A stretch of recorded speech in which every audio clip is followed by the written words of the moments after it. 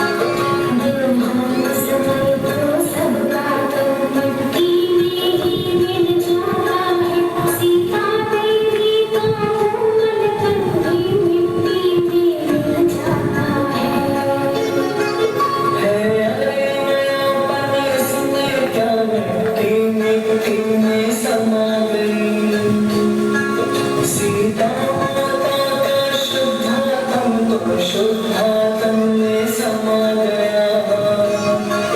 जिन जिन प्रीतियों की भरना कर धूम रंग हो गए खड़े सीतेश प्रभु की आंखों से टप टप करना सुनते इस तरह राम ने अश्रुपूरित आंखों और रूधे कंठ से सीता को विदाई दी। सीता के चले जाने के बाद राम गंभीरता से विचार कर रहे हैं।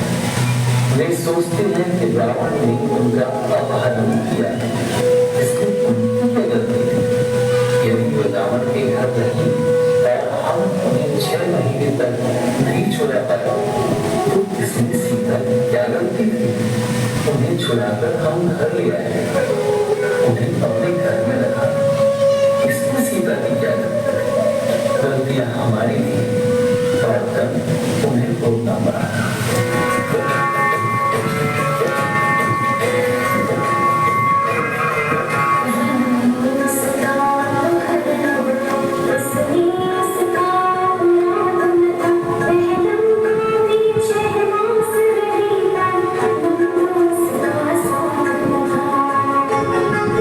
जंगल में उसकी रक्षा का दायित्व हमारा, इसमें उसका क्या कसूर, उसने तो हमें पुकारा।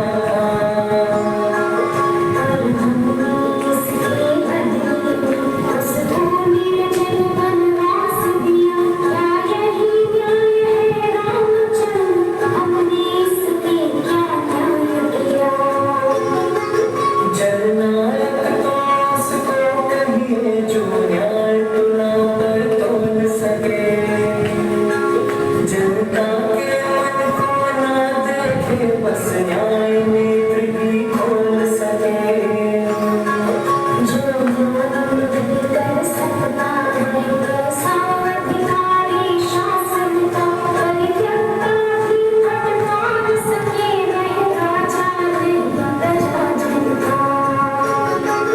यदि न्याय पक्ष अपना सच हो चाहे जंगल विद्रोह करे, चाहे सुमेर भी हिल जाए पर नहीं न्याय से धीर धीरे।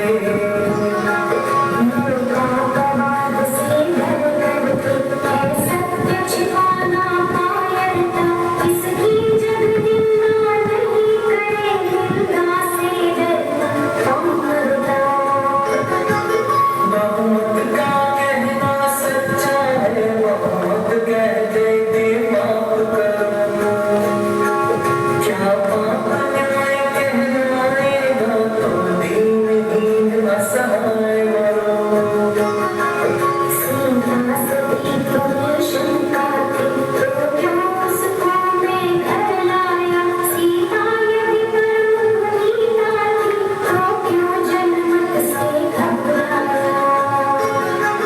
जनता क्या जाने सीता को शायद उसको विश्वास न हो, मुझको था जब पूरा यकीन क्यों मुझको अब संताप न हो।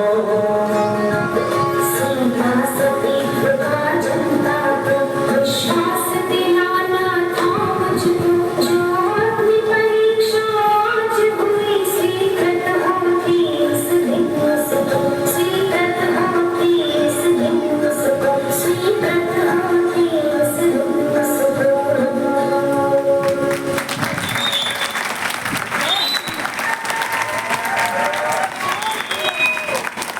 बहुत ही अच्छी प्रस्तुति हुई। I think